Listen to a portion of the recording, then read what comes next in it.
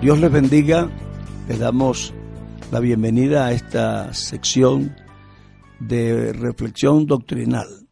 Dios nos ha guiado a compartir con ustedes las verdades profundas de la Biblia, procurando hacerlo de la forma más simple y más sencilla para que todos podamos compartir. No se trata pues de hacer un estudio teológico técnico, pero sí un estudio teológico práctico, en el que yo comprenda las verdades de Dios y pueda exponerlas, practicarlas y enseñárselas a otros. Creo que el punto importante es que nosotros compartamos las verdades. Hoy yo quisiera comenzar hablando de la Biblia. Yo creo que el cristiano tiene una cosa buena, pero que le debilita la fe, porque la fe tiene un fundamento que puede ser razonable. En este caso es mirar la Biblia no solo como la palabra de Dios. Y parece mentira, pero el creer que es la palabra de Dios es un gran punto, pero si no tiene un fundamento parecería un fanatismo, en que yo creo que es la palabra de Dios porque a mí se me ocurre que sí y ya. Pero resulta que la palabra de Dios es un libro importante. Por la gracia de Dios, yo he tenido la oportunidad de visitar algunos lugares donde uno materializa la fe. En museos donde están los pergaminos o en bibliotecas famosas del mundo donde está la Biblia. Entonces uno se plantea una cosa. ¿Por qué, por ejemplo, en Londres tienen una sección muy grande del museo dedicada a cosas bíblicas? En un museo inmenso de grande donde hay cosas muy importantes. Hay hasta una réplica de una puerta que sacó Sansón, tal como eran de la época. Entonces uno tiene que ser inteligente. No puede ser que sea tanta gente tan torpe que le gasten tanto dinero a exponer algo que es una falacia, que es solo un mito. Entonces, ver también los personajes que se han interesado en discutir la Biblia. Yo recuerdo que hace unos años en la ciudad de Barranquilla hicieron una encuesta entre 10 hombres importantes de la ciudad y les preguntaron cuál les parecía el libro más importante del mundo. 9 dijeron la Biblia y el 10º dijo el Evangelio según San Juan. Así que,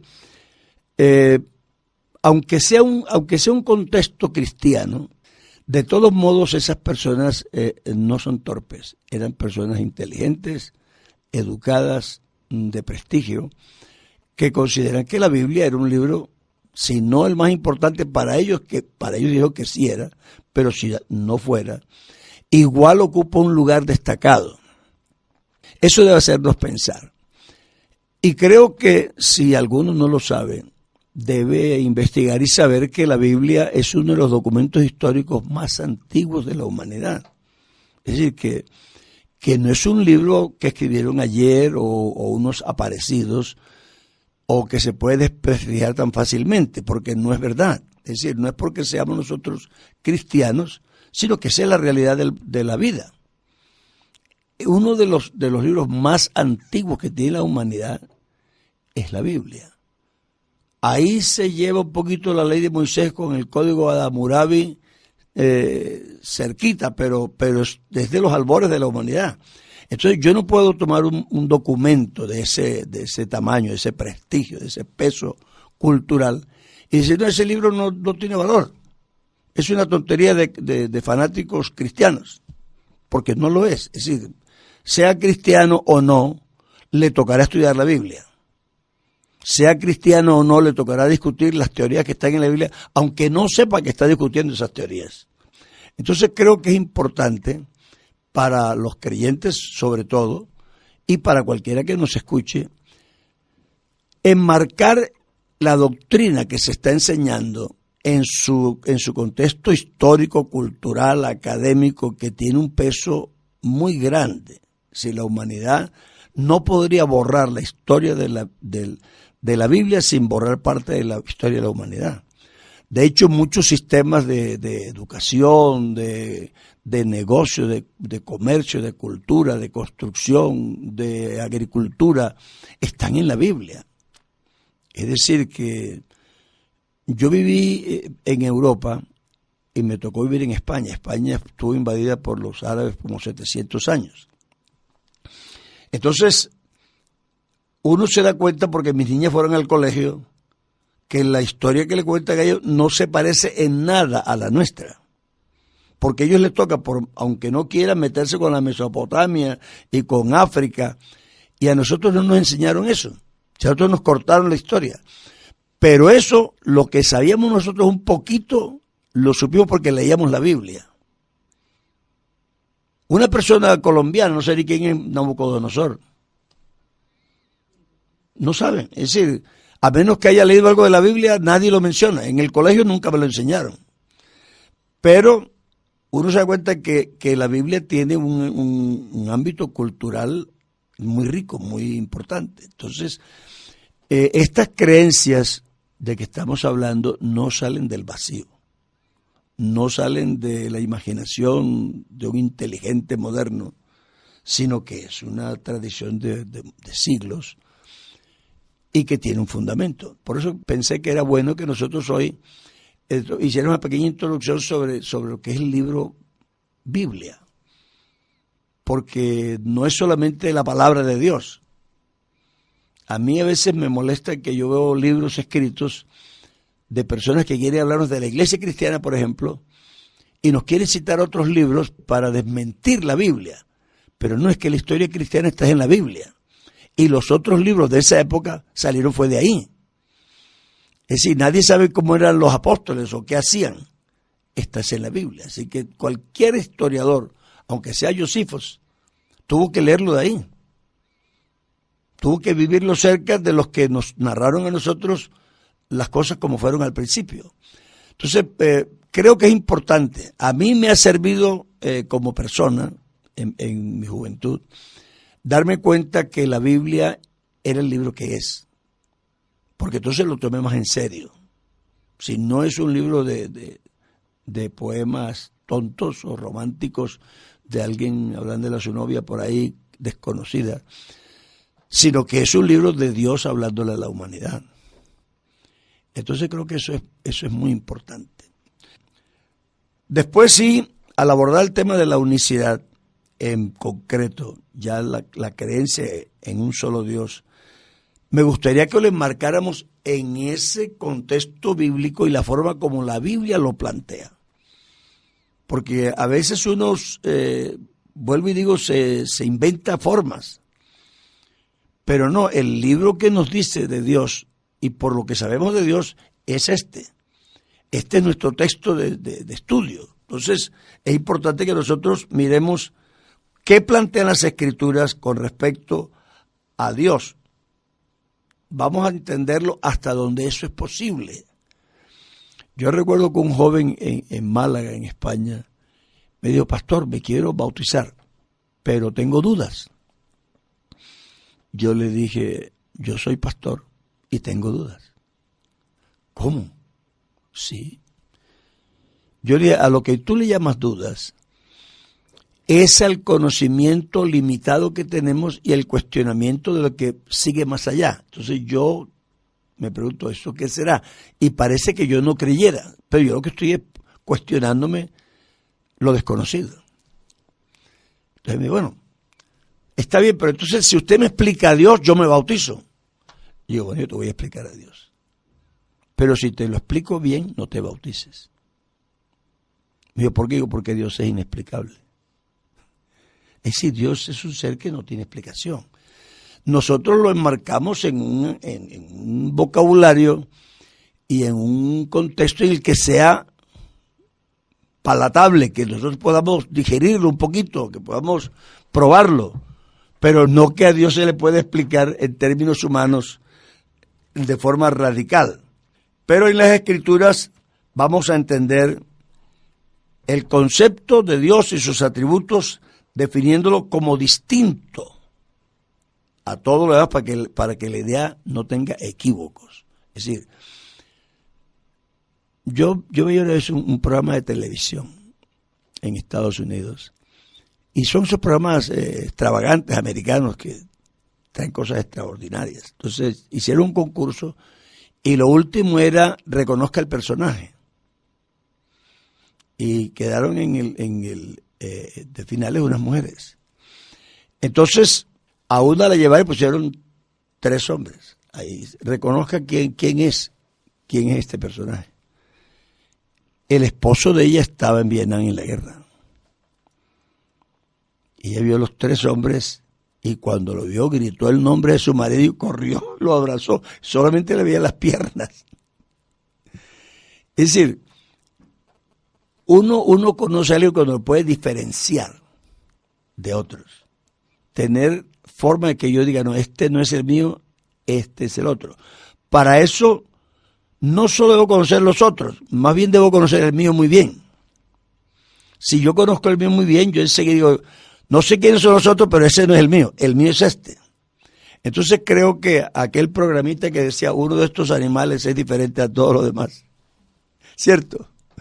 Esa es la idea, que nosotros podamos tener en la doctrina una diferenciación de Dios como único, como singular, como inconfundible, que no presente equívocos. Ya explicarlo a él en su naturaleza totalmente no sería Dios. Dios es Dios y por tanto es inexplicable. Es un ser que no se puede explicar. Todo lo conocido por el hombre, y aquí empieza nuestro problema, porque algunas teorías uno las cuestiona es porque no son inteligentes. Es decir, un hombre me dice, el hombre evolucionó de lo que sea, de una célula o del mono. Y entonces pues yo digo, ¿y cómo el hombre cree en Dios? No, es que el hombre vio unos fenómenos naturales que él no se pudo explicar y como le asustaron, entonces él se dio una idea de que sea algún ser superior. Eso desde el punto de vista evolucionista es una torpeza, porque hubo un simio que siempre vio los rayos y las centellas y la lluvia. ¿Por qué en un momento dado se iba a asustar por verlos? Es decir, no tiene sentido que él se asuste de una cosa que ha visto toda su existencia. Así que esa explicación no tiene sentido. Así que yo digo, nosotros tenemos que contemplar a Dios como la Biblia lo plantea, para que nosotros podamos entender en realidad qué es lo que pasó desde el principio, qué sucede. Pero nosotros tenemos problemas porque, por ejemplo, yo no he conocido a nadie que no se haya muerto o que no se vaya a morir. Entonces, para mí ese es un problema. Es que no, todo el mundo nace y se muere. Y todo lo que yo conozco tiene principio y tiene fin. Así que la lógica me lleva a concluir que todo tuvo que surgir de algo, porque la nada no produce nada. Pasteur fue famoso por eso, porque él decía que de la generación espontánea. Y entonces hicieron experimentos y alguien decía, no, es que de estos papeles salen cucarachas. Bueno, los papeles nunca producen cucarachas. Hasta que descubrieron que había huevitos de cucarachas en esos papeles y en la carne y en todas partes. Entonces eso no se genera espontáneamente. Todo lo que conocemos nosotros viene de algo, todo. No hay nada que no venga de algo.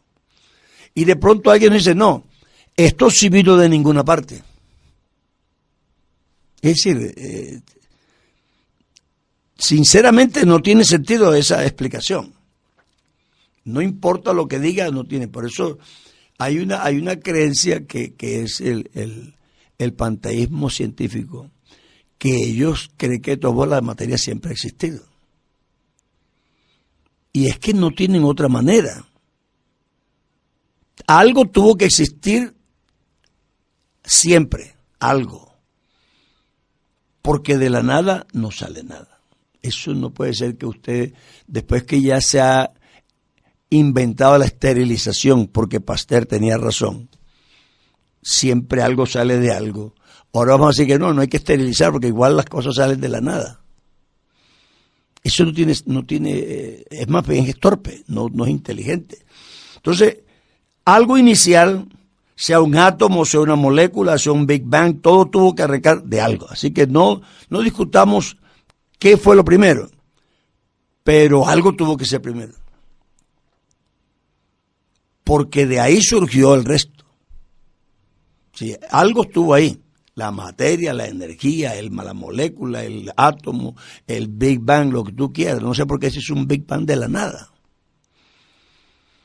Si eso no tiene sentido, pero igual, aceptemos que la persona piense que es así, pues lo dejamos ahí. Pero la Biblia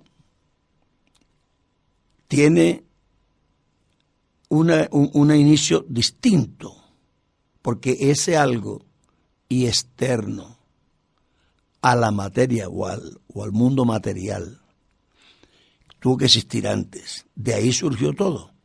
Así que la Biblia comienza diciendo, en el principio creó Dios los cielos y la tierra. Así que ese es, para la Biblia, ahí inicia todo. Es decir, que hay un ser ahí que es primero que todo. Y eso parece que no, pero es importante. Estando en Japón, la primera vez que fuimos, había un joven colombiano casado con una japonesa. Y la japonesa era hija de un sacerdote budista. Ella no hablaba español ni inglés y yo no hablaba japonés. Entonces, ella hablaba un poquitito, unas palabras de inglés. Yo intenté, en las poquitas palabras que ella sabía, evangelizarla, porque yo dije, aquí vinimos fue a eso. Y yo le dije, cuando llegues a la casa, dile a tu esposo que te lea la Biblia. La Biblia es un libro muy sencillo. Empieza diciendo, en el principio, Dios creó los cielos y la tierra. Ella me dijo, no. Yo dije, sí. No. Yo dije, sí. No. Digo, ¿pero no qué? Lo que ella decía es que no podía ser así, porque ella cree en el panteísmo. Y aquí está diciendo, porque el panteísmo, la creación y el creador son la misma cosa. Aquí está diciendo que hay un creador y una creación distintos. En el principio Dios creó. Entonces la creación fue producida por alguien. Y para ella eso era incongruente. Dice, no. Y creo que eso tiene que planteárselo todo el mundo, porque lo que la gente cree es el panteísmo. Realmente ellos creen que son muy científicos. Pero eso es que la energía ni se crea ni se destruye, quiere decir que la energía es Dios. Porque solo se transforma. Entonces, para ellos, no solo ese es el principio, sino ese es el ser, que sigue existiendo y que nunca se va a destruir. Así que tienen su Dios, pero muy material. Aquí Dios es externo y diferente a la materia, es su creador. La Biblia comienza diciendo, en el principio Dios creó los cielos y las tierras, en Génesis 1:1. Así que tenemos al que creó el universo, lo hizo solo hablando, y la Biblia le pone el título de Dios. En el principio Dios. Así que, según la Biblia, Dios es el iniciador de lo que conocemos como universo. No hay nada, pero hay un Dios. Y en el principio Dios creó. La palabra bara, que es la que se usa ahí en el original, es la que significa realmente crear, porque hacer, que se usa en otras partes, no es la misma palabra. Entonces, el crear es hacer algo de lo que no existe. Si no, no es crear, es una modificación o es una transformación, pero no, aquí hay una creación. En el principio Dios creó los cielos y la tierra. El apóstol Pablo habla en su carta a los romanos de su eterno poder y deidad. Es decir, que cuando él dice eterno, nos dice que es un ser que no tiene principio ni fin, porque eso es lo que significa eterno. Y le da una naturaleza divina, dice, deidad. Y dice que eso, de su existencia sin principio y sin fin, y su divinidad, se hace invisible precisamente a raíz de lo que estamos viendo creado. Porque la inteligencia te dice que alguien lo creó, puesto que todo tiene principio y todo tendrá fin. Entonces, él dice, no, es esto que está creado aquí, lo hizo alguien que no tuvo principio ni fin y que además es divino. Hermano Álvaro, habló usted de la Biblia como un documento histórico y otro como la palabra de Dios. Son dos corrientes. Ahora, ¿por qué creemos nosotros que es la palabra de Dios? Creo que este es uno de los temas más interesantes. Yo estuve una vez predicando en un lugar que se llama Ontario, en el Canadá. Y después del culto un joven me abordó. Me dice, pastor, yo soy maestro de escuela dominical de una iglesia que se llama Iglesia Unida, pero yo soy ateo. ¿Qué me dice usted? Bueno, estuvimos charlando un poco. En esos días era el día de la guerra de los 6 días en Israel. Acababa de arrancar la guerra. Entonces, yo, como creo en Dios, dije, mira, precisamente compré este Nuevo Testamento.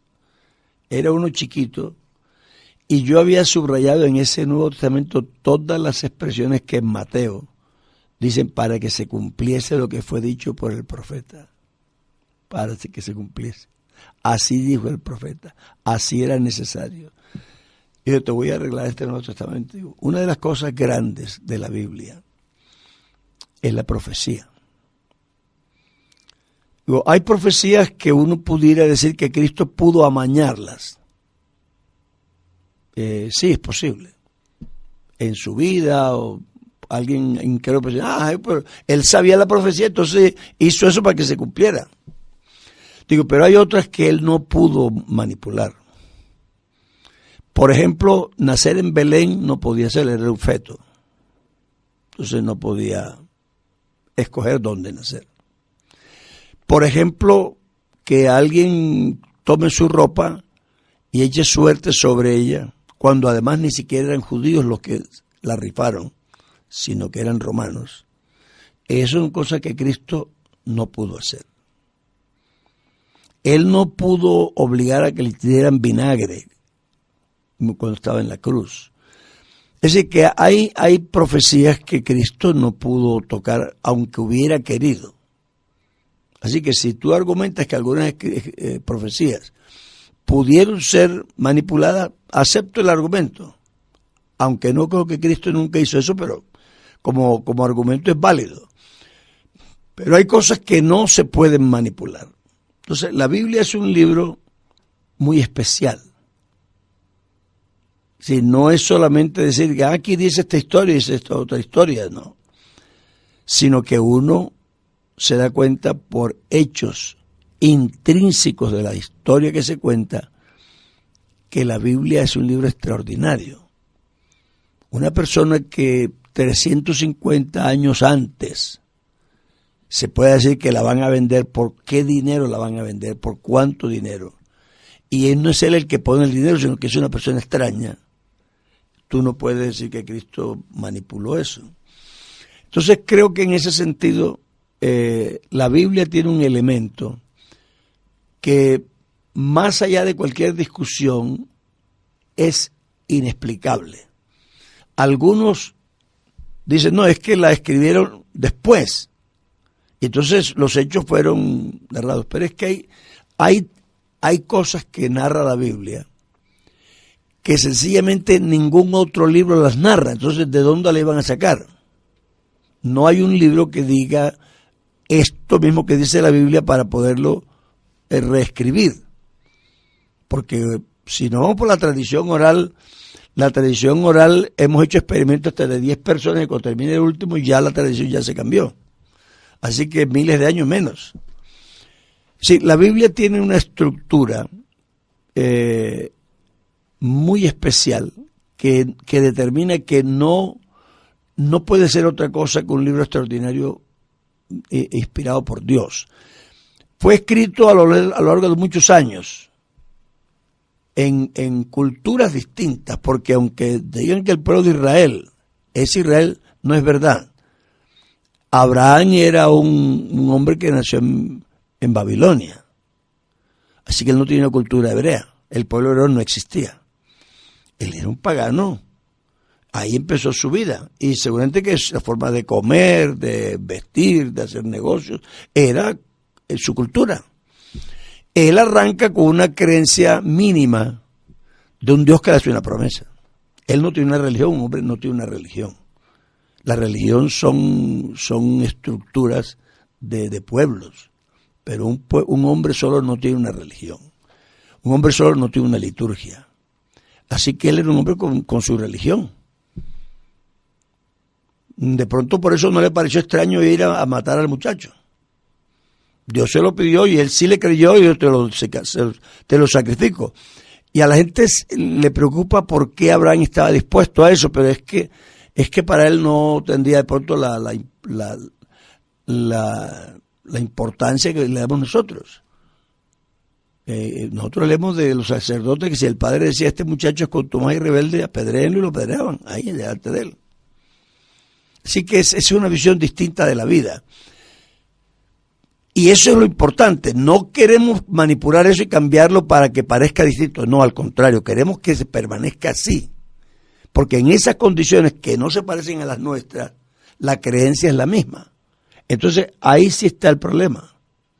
Cómo una creencia se ha mantenido a través de tantos siglos con unas culturas, unas costumbres, unas creencias y una visión del mundo tan distintas.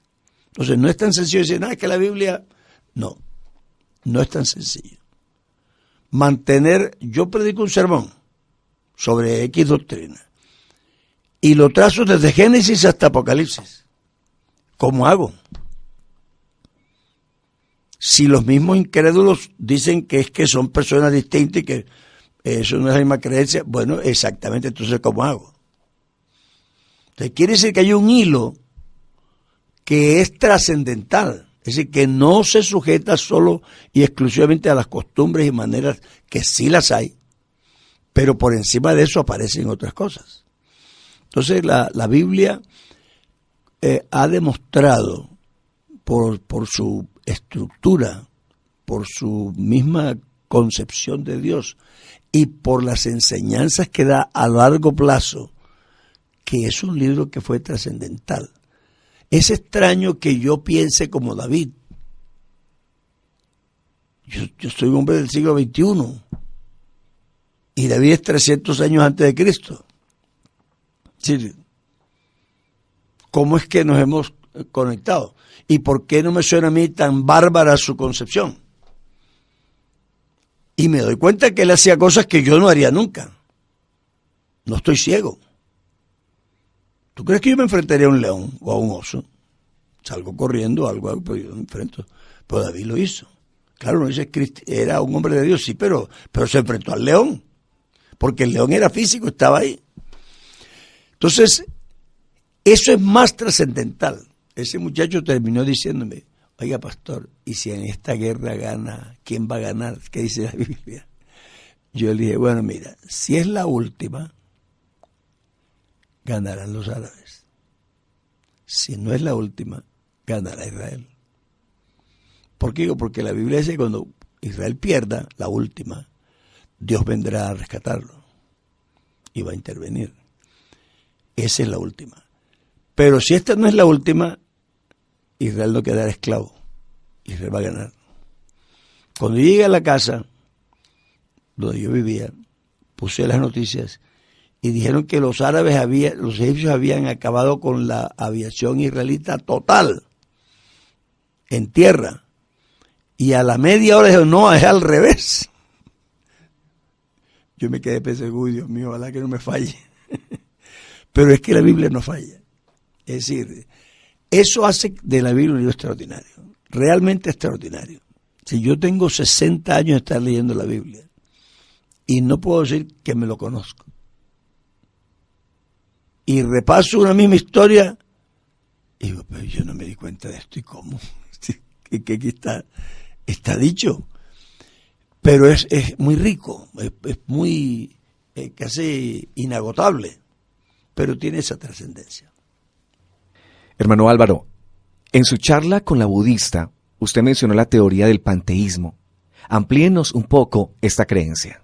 La idea panteísta, aunque la gente no se da cuenta, hay mucha gente panteísta. Es decir, porque ellos creen que panteísmo solamente, bueno, que la palabra panteísmo quiere decir que todo es Dios.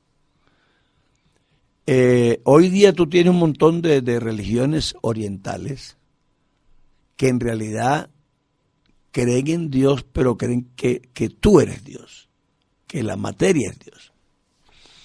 En España uno encuentra mucho eso porque allá, como dije antes, ellos estuvieron invadidos. Entonces las creencias del Oriente circularon bastante. Hay bastante gente espiritista, panteísta, de todos los istas que tú te puedas imaginar, allá hay. Entonces una señora me dice, que yo le estaba evangelizando, me dice, no, pastor, es que como uno es como una chispita, porque Dios es una bola de fuego que se revuelve y se sueltan las partículas y nosotros somos esas chispitas. Entonces esas chispitas siempre están buscando la forma de cómo regresar al todo. Entonces en la filosofía oriental, lo que ellos llaman la liberación, lo que nosotros llamamos la salvación, para ellos es la liberación. Es el liberarse de la materia aquí para reincorporarse al todo. Así que la esperanza de un oriental es desaparecer, es dejar de ser. Entonces, esa idea panteísta en que Dios es todo porque toda partícula de Dios es Dios, y esas partículas tienen la tendencia a regresar a Dios, purificadas porque se han ensuciado. Entonces, ellos dicen, no, es que todo es Dios. Pero hay el panteísmo científico. Es decir, una vez que tú te pones a buscar panteísmo, tú te sorprendes. Toda la gama de ideas panteístas. Una de ellas es el panteísmo científico, que el científico cree que él está hablando de ciencia cuando está hablando de panteísmo, de una forma de creencia en Dios, como la que dijimos hace poco. Es decir, la materia ni se crea ni se destruye, solo se transforma. Lo que quiere decir que la materia es eterna y que por lo tanto siempre ha existido y siempre va a existir. Ese es Dios. Eso es panteísmo, porque todo es materia.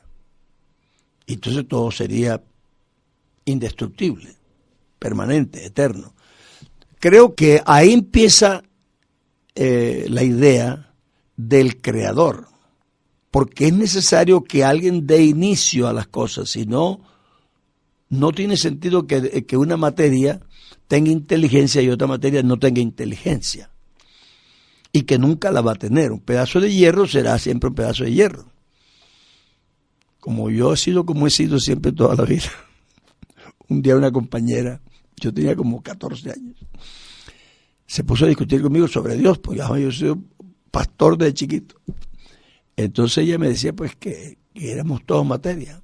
Y como veía yo que ella no aceptaba casi ningún argumento, había un monumento a la bandera ahí, y yo le dije, hagamos una cosa, porque eso ella discutía en serio. Le dije, ve allá y dale una patada a ese monumento. Ella fue y le dio una patada. Y yo le dije, ¿qué te dijo? Nada. Digo, ¿quieres que te dé una tía a ver qué dices tú? Me dice, ay, bueno, no somos iguales. Esa materia es inerte, insensible, impensante. Tú no, si yo te pegara a ti, tú dirías algo y harías algo.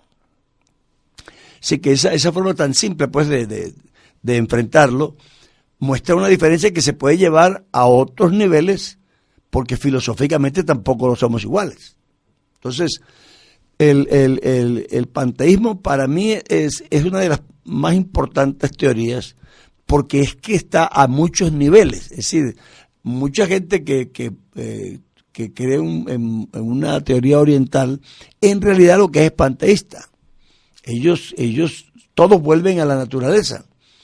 De hecho, la religión oriental no es una religión estructurada como la nuestra. Es una religión prácticamente individual. Cada persona tiene su liberación, cada persona tiene su medio de purificación.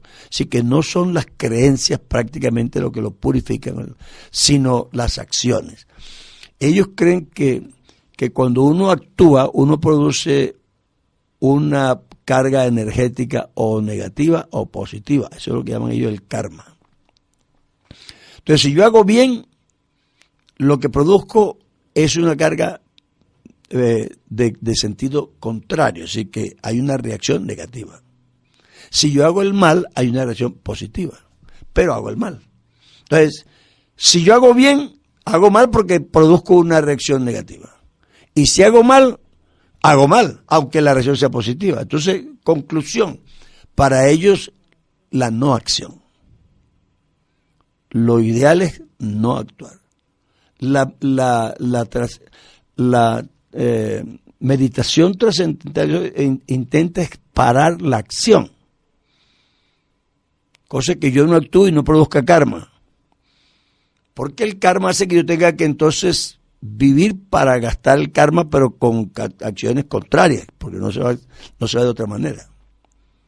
Entonces, esa purificación es porque yo estoy preparado para volver a reincorporarme al todo y dejar de ser. Me parece a mí que es una esperanza totalmente fallida. Yo no tengo esperanza, yo tengo esperanza de desaparecer. El cristianismo no plantea así. El cristianismo plantea que cada individuo es un ser. El espíritu es individual y no volvemos a Dios para reincorporarnos como parte del todo, sino que volvemos para estar bajo la custodia de Dios. El polvo vuelve al polvo y el espíritu vuelve a Dios, que Dios para que lo guarde hasta el día de la resurrección. Pero yo espero vivir yo, no desaparecer. Entonces la esperanza del cristiano es totalmente distinta. Nosotros tenemos una esperanza de ser eternamente. No diríamos eternamente en el sentido que no tuvimos principio, pero la palabra evoeterna, que es con principio pero sin fin. Entonces una persona cristiana sí tiene esperanza. El oriental no tiene esperanza. Para él, el vivir es dolor, el nacer es dolor, el morir es dolor, todo es dolor. Entonces él está buscando una liberación. Todo lo que hace produce un karma que de todos modos es negativo. Pero para producir un karma positivo tiene que ser un mal. Y ya produce una energía negativa. Así que esa persona tiene que dejar de ser. Él está, su infierno es la existencia.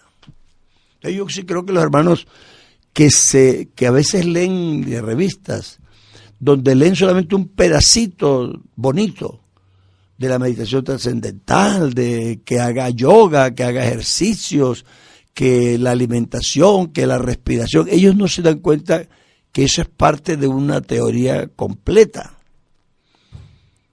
Y que llega, eso es, como dice, esa es la carnal, es el gancho. Yo conocí un hermano que fue dirigente espiritista del círculo espiritista colombiano, que él tiene un problema de columna. Entonces él fue donde un especialista y lo mejoró con unas inyecciones. Y dije, bueno, estás como un 70% mejor. Pero si tú quieres estar 100% mejor, el tratamiento es más largo y ya es más de la mente. Y así cayó en el espiritismo. ¿Entiendes? Porque entonces ya empiezan a hacerte meditar y pensar y llamar y tener un maestro y etcétera. Y con esto tú estás viendo eso. Pero eso no tiene esperanza. Si tú de todos modos vas a desaparecer. Es decir, como el testigo de Jehová que cree en la aniquilación. Si yo no sé qué esperanza es esa, que te aniquilen. Entonces nosotros sí debemos tener claro eso. Nuestra creencia en Dios es en un ser real, existente, que tiene unas características. Él creó a un ser no para desaparecer, sino para tener comunión con Él, para llevarlo a vivir con Él, para que viviera con Él siempre. Y lo perdió, pero Dios le recuperó el camino, un camino nuevo y vivo para que Él pueda volver y tener esperanza. Entonces creo que sí es importante. Después hay otras teorías como las teorías científicas, como que la evolución, pero hasta los pueblos paganos y hasta aquí los chibchas tienen su teoría de cómo empezó el universo. Esto te dice a ti una cosa. ¿Por qué el hombre en todas partes tiene una teoría de que el mundo comenzó de alguna manera? Es decir, que en vez de ser una teoría en contra de la creencia, es al contrario. es una presencia universal de algo que tuvo que ser real.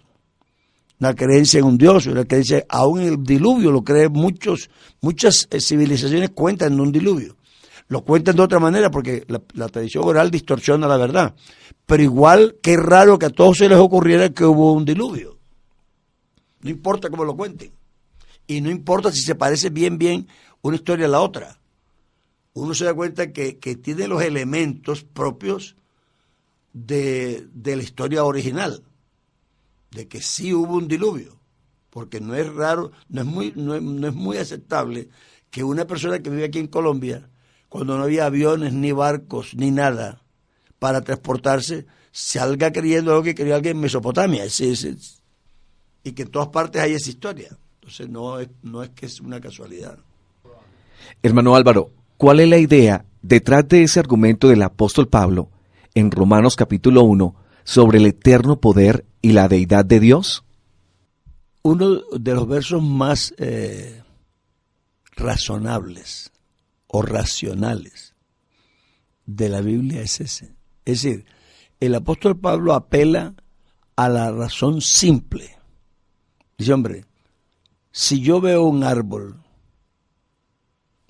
¿por qué no me pregunto de dónde salió ese árbol? Ese árbol salió de alguna parte. Pues yo nunca he visto a nadie que traiga un árbol de extraterrestre. Así que ese árbol salió aquí, pero aquí no había árboles. Así que debe ser que lo crearon. Ese árbol o ese animal o esas flores que yo veo me hablan a mí de que hay un autor. Y no es posible que nosotros renunciemos a la razón frente a esto cuando es la que usamos en todo. Uno ve un edificio y pregunta quién lo hizo. Uno ve un barco y pregunta quién lo hizo. Uno ve un cuadro y hasta está firmado por quién lo hizo. Uno ve una persona que nace y sabe que tiene un papá y una mamá. Es decir, nosotros estamos hechos de una forma y el mundo que nos rodea es de tal manera que no nos permite pensar otra cosa. Yo no puedo aceptar que una persona me diga a mí que el hombre creó a Dios, porque ¿de dónde sacó el hombre la idea de un ser que nunca nació y que nunca muere, si él nunca vio eso en su mundo? En su mundo todo el mundo nace y todo el mundo se muere. Todos los seres, vivos y muertos, y animales y seres vivos. Entonces, uno tiene que usar la razón. Y Pablo ahí dice, vea, el que quiera saber de Dios, que mire la creación. Porque ahí está plasmado un poder sobrenatural, un poder eterno. Él dice, esto tiene que ser un poder permanente. Su eterno poder y deidad se hacen claramente visibles, se ve. Si no lo quiero ver es porque no quiero. El que no quiera ver que un bebé es un milagro. Yo estaba, como tuve una niña con problemas, entonces yo me metí con los genetistas y todo, y le pregunté, doctor, pero ¿cómo pasa esto? Me dice, vea, Torres, la pregunta no es por qué pasa esto, la pregunta es por qué no pasa más veces. ¿Y por qué? Dice, porque es que eso no tiene explicación. Diga usted que son 5 chupitas aquí y 5 chupitas aquí, y están flotando, y ellas deben encontrarse y caer así. Pero la verdad es que no caigan así, o caigan así, o caigan así. ¿Por qué caen así, esta con este y esta con este? Eso no se puede explicar. ¿Por qué se buscan? ¿Por qué caen así? Eso me dijo, no yo, el genetista. Entonces cuando yo veo eso, digo, no.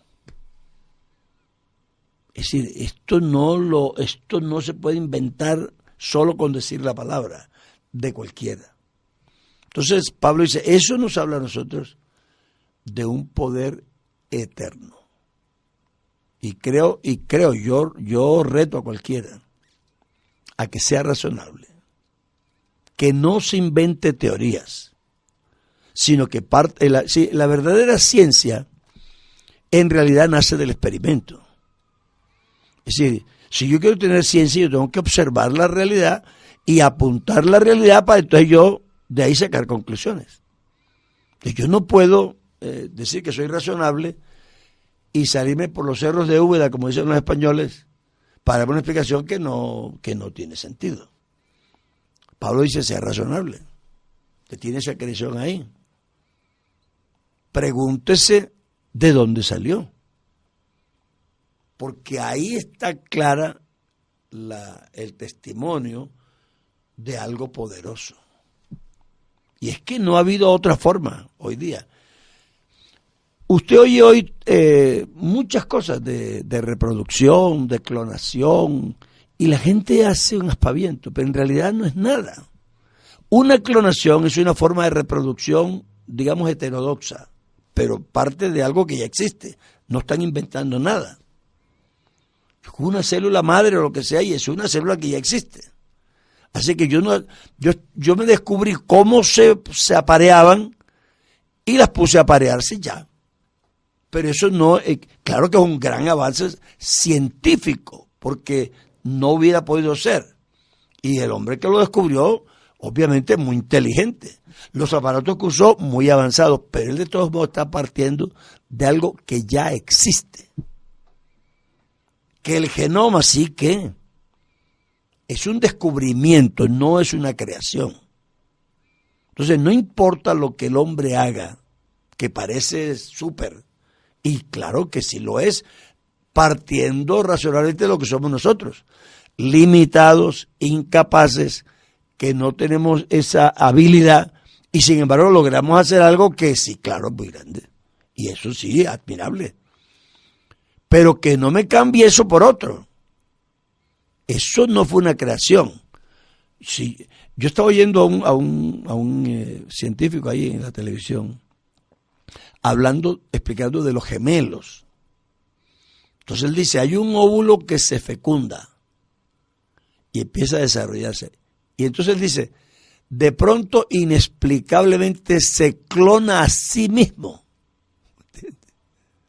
Así que ni siquiera eso lo inventaron los hombres. Esa duplicación de ser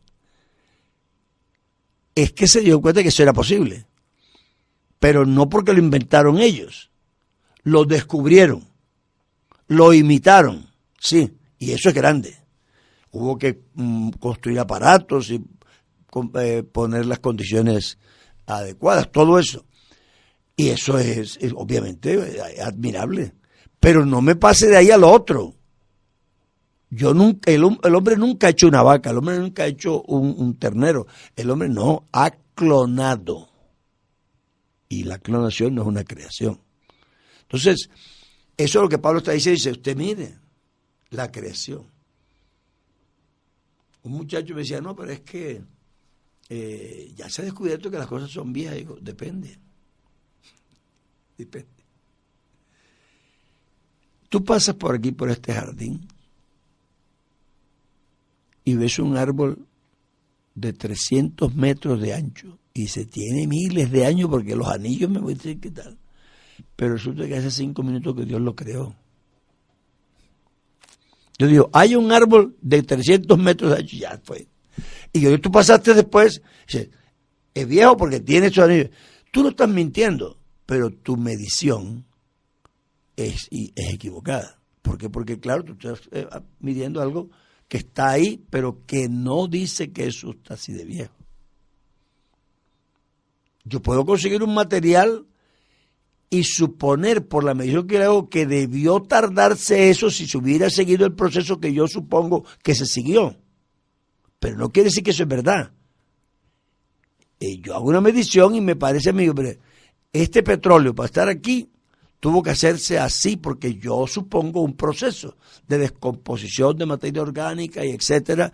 Entonces ya digo, no, eso tardó millones de años. Y si lo mido, eso es lo que me va a dar. Pero ese petróleo lo hizo Dios hace media hora. Lo hizo con perfecto, entonces tú lo ves tan perfecto que crees que es viejo.